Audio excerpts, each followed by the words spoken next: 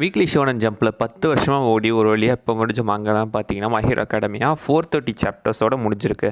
இந்த சாப்டரோட எண்டிங்கை நீங்கள் படிச்சுக்கிறதுக்கப்புறம் உங்கள் எல்லார் மணியும் தோணிருக்கலாம், என்னடா இது ஒரு சரியான ஒரு சாட்டிஸ்ஃபேக்ஷனே இல்லையே, என்ன இப்படி முடிஞ்சிருக்கு அப்படின்ற மாதிரி உங்களுக்கு ஒரு ஃபீல் வந்துச்சுன்னா நீங்களும் என்னமே வெல்கம் டு த கிளப். இந்த மை ஹீரோ அகாடமியோட எண்டிங் ஆக்சுவலி ஒரு நல்ல எண்டிங்கா நீங்கள் யோசிச்சு பார்த்தீங்கன்னாலே தெரியும். ஏன்னா நம்ம நினச்ச நிறைய விஷயங்கள் இதில் நடக்கவே இல்லையே அப்படின்ற மாதிரி உங்களுக்கு ஒரு ஃபீல் இருந்துச்சு அப்படின்னா எஸ் கண்டிப்பாக அப்படி தான் இருக்குது. எனக்குமே அப்படி தான் இருந்திருக்கு. ஏன்னா இந்த மாதிரி பொசுக்குன்னு முடிச்சிட்டாங்க சிம்பிளாக அப்படின்ற மாதிரி எண்டிங்கை கொஞ்சம் ரஷ் பண்ணிட்டாங்களோ அப்படின்ற ஒரு ஃபீலிங்குமே எனக்கு நிறையவே இருந்துட்டு இருக்கு.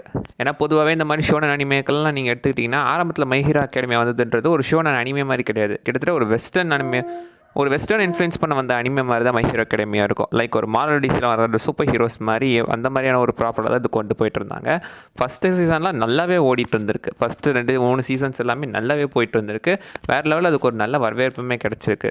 நல்லா ஓடிக்கிட்டு இருந்தா அந்த சீரிஸ் எல்லாமே மாங்காவாக இருக்கட்டும் இப்படியே இருக்கட்டும். பட் போக போக பார்த்தீங்கன்னா அது ஒரு தொய்வை நோக்கி போக ஆரம்பிச்சுது. காரணம் அதுக்கப்புறம் பார்த்தீங்கன்னா இன்னும் நிறைய புது அனிமே சீரிஸ்லாம் வர ஆரம்பிச்சிருச்சு. புது அனிமேஸ்லாம் நிறைய கால் வைக்க ஆரம்பிச்சிருச்சு. ஏன்னா அதுக்கு முன்னாடி இந்த அனிமே சீரிஸோட ட்ரெண்ட் நீங்கள் எடுத்துக்கிட்டிங்கன்னா ஜீரோ டு ஹீரோ, ஒன்றுமே இல்லாதான் பெரிய ஹீரோ ஆகிறான் அப்படின்னு ஒரு ஹீரோ ட்ரெண்டு. லைக் நம்ம நருட்டோ மாதிரின்னு கூட வச்சுக்கலாமே. Naruto one piece, black lover இந்த மாதிரிலாம் நீங்கள் வச்சுக்கோங்க. பட் அதுக்கப்புறம் அப்படியே இதில் நீங்கள் எடுத்துக்கிட்டிங்கன்னா இப்போ ஒரு ஷோனன்ஸ் எல்லாமே கிட்டத்தட்ட ஒரு டார்க் ஷோனன் தான். இப்போ இருக்கிற ஜூட்ஸு கைசன், இந்த ஹெல்ஸ் பேரடைஸு இதெல்லாமே அந்த ட்ரெண்டில் வரும். அதுக்காக மை ஹீரோ அகாடமிக்கு இருந்த ஹைப் கொஞ்சம் கிட்டே கிடையாது. மை ஹீரோ அகாடமிக்கும் ஃபேன்ஸ் இருந்துட்டு இருக்காங்க. அனிமே ஃபேன்ஸுக்குமே மை ஹீரோ அகாடமி ஒன்று இருக்கலாம் செய்யலை, அவங்களுக்குமே இதை பிடிச்சிட்டு தான் இருந்துச்சு. பட் ஏன் இது ஒரு டவுன்ஃபாலை நோக்கி போக ஆரம்பிச்சுது? முதல் விஷயம் பார்த்தீங்கன்னா இந்த மை ஹீரோ அகாடமியை நீங்கள் எடுத்துக்கிட்டிங்கன்னா ஆரம்பத்தில் இது ஒரு நல்ல சீரீஸாக தான் போயிட்டு இருந்திருக்கு. பட் ஒரு போகிற போக்கில் பார்த்தீங்கன்னா இது எந்த நோக்கத்துக்காக போகுது அப்படின்றதே தெரியாமல் டிஃப்ரெண்ட்டாக போயிட்டு இருந்திருக்கு. லைக் அந்த சீரீஸில் வர எல்லாத்துக்குமே இருக்கிற ஒரு முக்கியமான எய்ம் ஒரு பெரிய ஹீரோ ஆகணும் அப்படின்றது. அதுவும் நம்ம டேக்கோக்கு அந்த குறுக்கு இல்லாமல் நான் ஒரு ஹீரோவாகி ஜெயிச்சு காட்டணும் அப்படின்றது தான் நம்ம டேக்கோட எண்ணமே. ஆனால் அப்படி நீங்கள் சீரீஸில் எடுத்துக்கிட்டிங்கன்னா அந்த மாதிரி நடந்துச்சா அப்படின்னு கேட்டிங்கன்னா எண்டிங்கில் அங்கே தான் ஒரு சின்ன டவுட்டே இருந்துகிட்டு இருக்கு. மை ஹீரோ அகாடமியோட 5th சீசன் லைட்டாக கொஞ்சம் அடி வாங்க ஆரம்பிச்சது. ஏன்னா அது ஒரு சின்ன டோர்னட் மாதிரி போச்சு. எண்டிங்கில் மட்டும் லைட்டாக ஸ்டோரி ஃபோக்கஸ்டாக போச்சு. முன்னாடி அந்த ட்ரைனிங் ஆகிற ஒரு அந்த டோர்னமெண்ட்டில் பார்த்தீங்கன்னா அவங்க எல்லாருமே அப்போ தான் நம்ம டேக்கோட பிளாக் வெப் குறுக்க ரிவீல் ஆகும். அந்த குறுக்கு ரிவீல் பண்ணுறதுக்காக இவ்வளோ பெரிய ஆர்க்கை வச்சுருக்கணுமா அப்படின்றது பார்த்தீங்கன்னா ஒரு டவுட்டு தான். ஒரு எபிசோடில் சிம்பிளாகவே வேறு ஏதாவது ஒரு விஷயத்தை வச்சு அந்த குறுக்கு ரிவீல் பண்ணிட்டு போயிருக்கலாம். ஒரு ஹை பாயிண்டில் ரிவீல் பண்ணணும்னு நினச்சிருக்காங்க, அது தப்பு இல்லை. But it's too length. அதுக்கப்புறம் மை ஹீரோ சீசன் 6 எடுத்துக்கிட்டிங்கன்னா அது வந்ததும் தெரில போனதும் தெரிலன்ற மாதிரி தான் இருந்துச்சு. அது கூட ஓரளவுக்கு தெரிஞ்சுங்க. இப்போ மை ஹீரோ சீசன் 7 போயிட்டுருக்கு. எனக்கே அது ரொம்ப நாள் கழிச்சு தான் தெரிய வந்திருக்கு சீசன் 7 ரன் ஆகிட்டுருக்கு அப்படின்றது. மேபி இப்போ நான் சொல்லலாம் கூட எப்போத்துக்கு தெரியாமல் இருக்கிறதுக்குமே வாய்ப்பு இருக்குது. அந்த ரேஞ்சில் தான் அந்த சீரீஸே இப்போ ஓடிக்கிட்டு இருக்கு.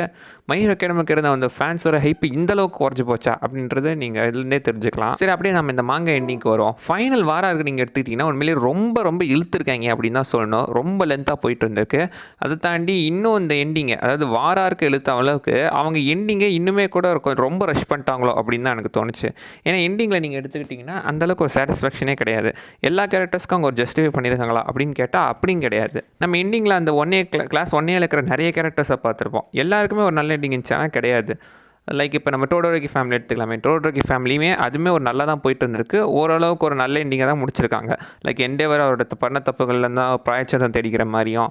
அப்புறம் நம்ம உரராக்கா எடுத்துக்கோங்க. டோகோ ஏன்னா அதை வில்லியானா அப்படின்ற அந்த காரணத்தை கண்டுபிடிச்சி அதுக்கேற்ற மாதிரி சால்வ் பண்ணோம் அப்படின்னு நம்ம உரராக்கா நினச்சதா இருக்கட்டும், எல்லாமே கரெக்டாக தான் போயிட்டு இருந்திருக்கு. எல்லா கேரக்டர்ஸ்க்கும் இப்படி நியாயம் பண்ணுவாங்க. லைக் செத்து போன நம்ம பேக்குகவுமே உயிரோட வந்துட்டான், அவனுமே இப்போ ஒரு ப்ரோ ஹீரோவாக தான் இருந்துகிட்டு இருக்கான்.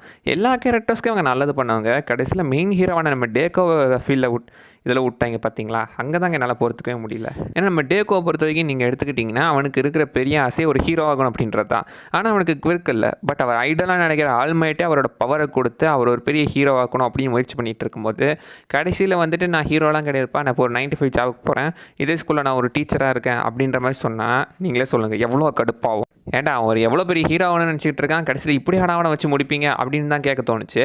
ஏன்னா எத்தனையோ சீரீஸில் நீங்கள் எடுத்துக்கிட்டிங்கன்னா கடைசியில் அவங்க மொத்த கனவையுமே அச்சீவ் பண்ணுறதை தான் இந்த சீரீஸ் முடியணும். அப்போ தான் அது ஒரு எப்படி சொல்கிறது, ஒரு குட் எண்டிங்காக இருக்கும். லைக் நமக்கு சாட்டிஸ்ஃபேக்ஷனாக இருக்கும்.